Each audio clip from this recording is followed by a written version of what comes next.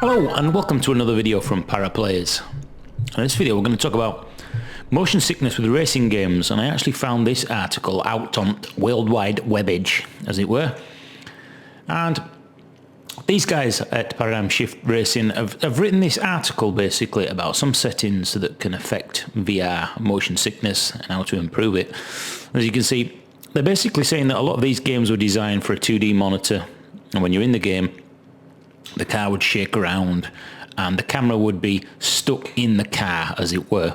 But now that we actually have virtual reality, our head follows the horizon line. I think that's the basis of what they were talking about. As you can see here, they're talking about the locked horizon, whereas default horizon and things like that. So I'm not going to go through all of this, but it's quite a good, interesting article if you want to get in and have a look. And they've actually given us some suggestions here for settings that we can try and fix this, so that when the car goes over a bump, it is the car that moves and our head basically follows the horizon line instead of bumping with the vehicle.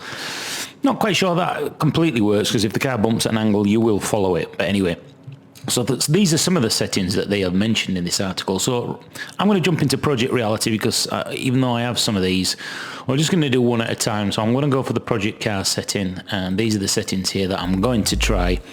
I'm going to let's go in and have a look and see what the default settings are now. Let's go down, go around one of the tracks and do a few little bump and grinds on the curbs, and then we'll swap it over, and I'll try and put these shots next to each other and see if it actually makes any difference at all, and whether this is going to help me, you, and everybody else who gets a little bit motion sickness, whether this sort of thing is actually going to help us.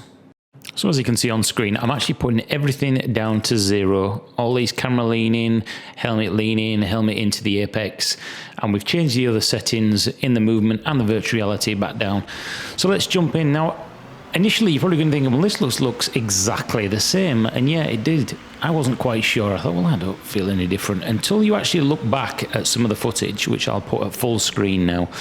And in the next few clips, I want you to look at the horizon line. The one on the right, the VR settings, the car will shake, and the one on the left, the horizon will move. So I'll put these into full screen now.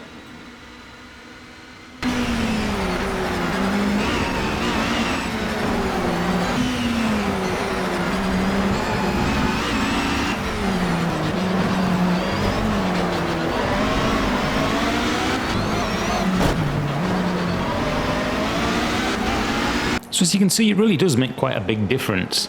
It's not that easy to actually see in the Lotus when I was blasting around Nürburgring. It may be there, maybe I just wasn't bumping and grinding enough and actually getting into some impact, or maybe later on in that course when there's a lot of banking, it probably would be more noticeable.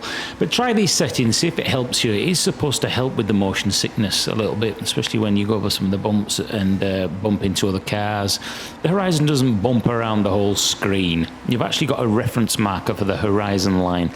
So let me know if this works. I've been Paraplayers, and this has been quite an interesting video, I think, on reducing motion sickness for racing games, especially those ones that we saw at the beginning of the video. Let me know if this works. Thumbs up, subscribe, and all that good stuff. And I shall see you in a new Paraplayers video coming real soon. Bye-bye.